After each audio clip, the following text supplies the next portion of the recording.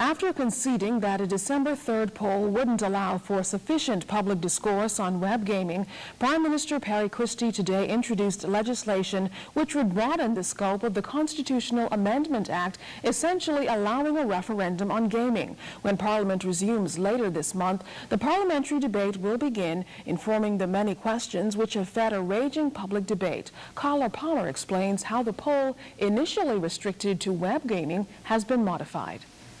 The bill for an act to amend the Constitutional Referendum Act was tabled by Leader of Government Business, Minister of National Security, the Honorable Dr. Bernard Nottage.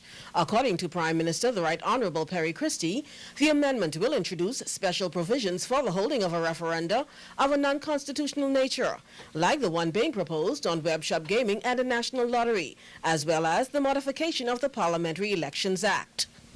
It will empower the minister to make regulations so as to ensure that the machinery, forms, procedures, and protocols that apply to elections are adapted to a referendum in a way that is not only appropriate, but consistent with the requirements of fairness, integrity, and transparency.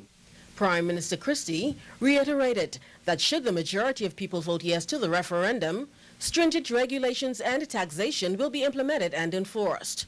While the Prime Minister outlined several benefits of legalized web shops and the economic impact on the local economy, including millions in contributions, donations, and employment, Mr. Christie also highlighted the risks to the country if web shops were allowed to continue to operate illegally.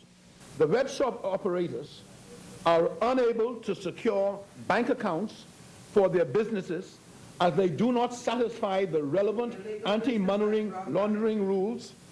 There are concerns regarding the way in which the cash generated from the business is legitimized.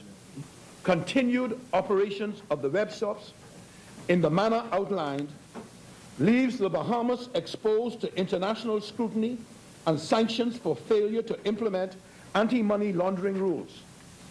This position is not acceptable and needs to be addressed without further delay. It has been ignored for too long. Options facing my government. The options are simple, Mr. Speaker.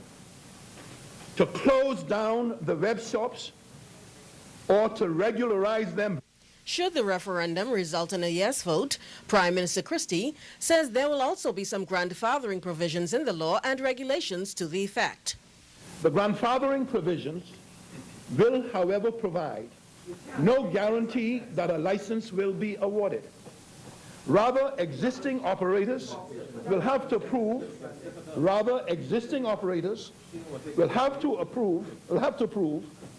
that they have conducted their gaming operations with integrity and fairness towards consumers, and moreover, that they have the financial capacity and organizational structure to meet the high regulatory standards that will be demanded of them.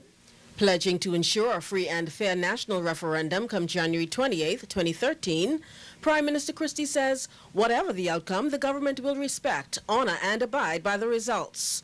The House of Assembly has been suspended to November 21st, at which time debate on the bill is expected to begin. I'm Carla Palmer for the ZNS Network News.